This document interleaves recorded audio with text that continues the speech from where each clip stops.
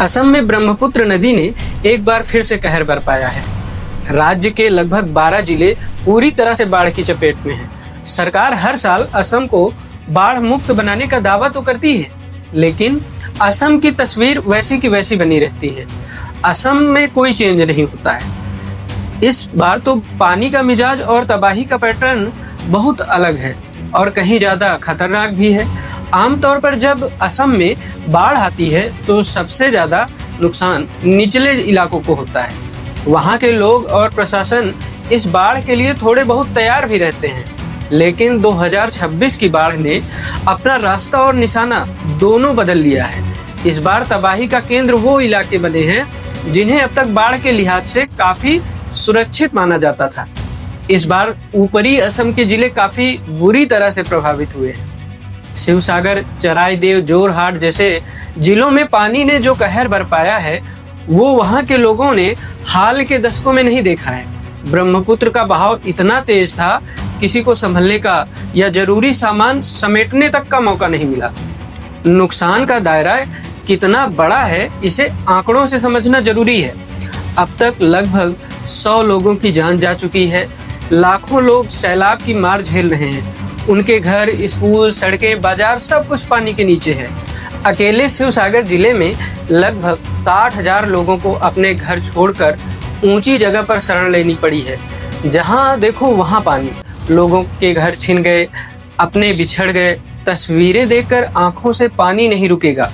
लोग रो रहे हैं, बिलख रहे हैं और मदद की गुहार लगा रहे हैं। पानी में डूबते जानवरों को देखकर तो किसी का भी दिल पसीज जाएगा।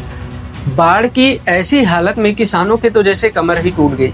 राज्य में करीब 35,000 हेक्टेयर खेती की जमीन जलमग्न हो गई, यानी उनकी साल भर की मेहनत पानी में बह गई।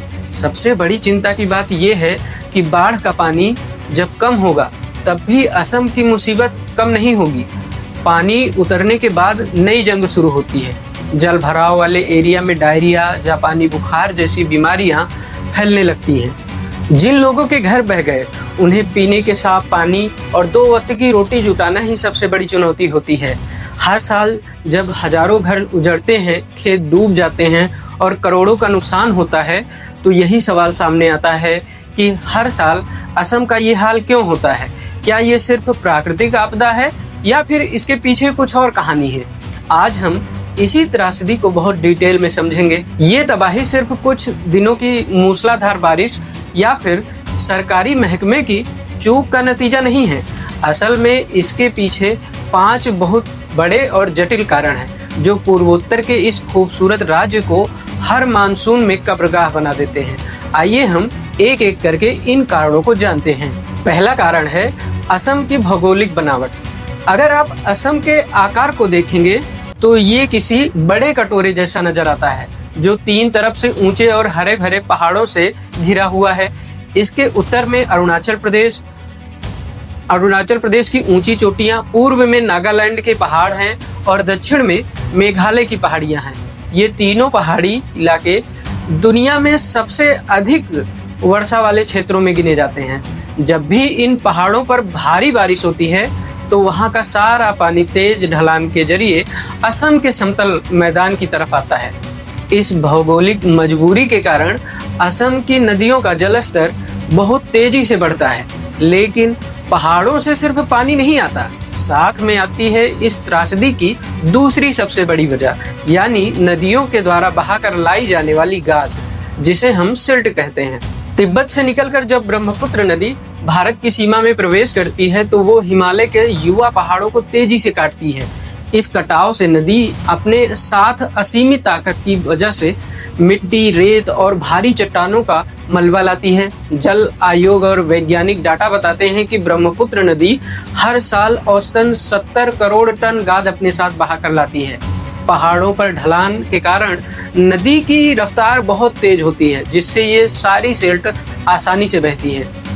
लेकिन जैसे ही ब्रह्मपुत्र नदी असम के समतल मैदान में प्रवेश करती है, उसकी गति धीमी हो जाती है। रफ्तार कम होते ही 70 करोड़ टन गाद और मिट्टी नदी के तल पर जमा होने लगती है। लगातार जमा होने की इस घटना के कारण नदी का तल हर साल उथला होता जाता है। जिस वजह से ब्रह्मपुत्र में अब ज्यादा पानी ढोने की क्षमता नहीं बची है।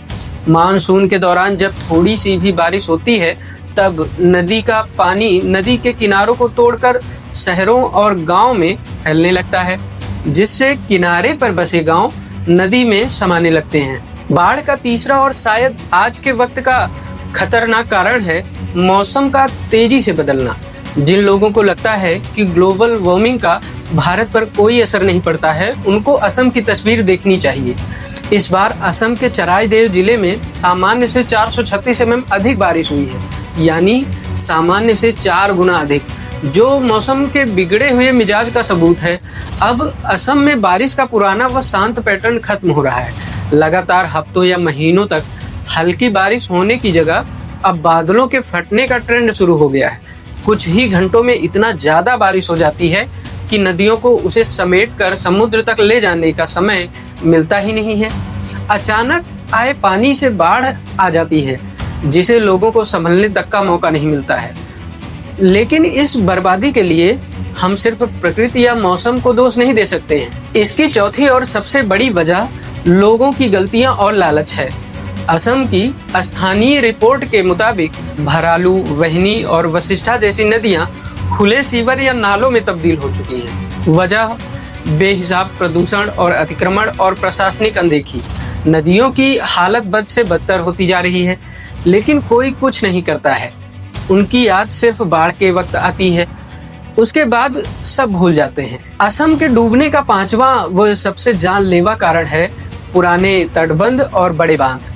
असम में बाढ़ को रोकने के लिए 1950 और 60 के दशक में नदियों के किनारे मिट्टी के तटबंध बनाए गए, जो करीब 4800 किलोमीटर लंबे थे।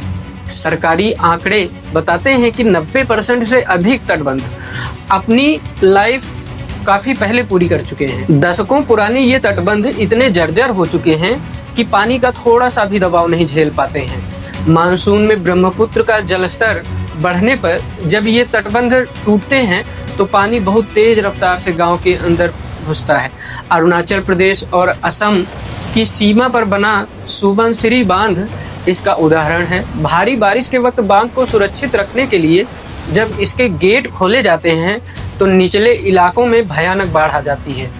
लोगों को जब तक चेतावनी मिलती है तब तक तो उनके घर पानी में डूब चुके होते हैं।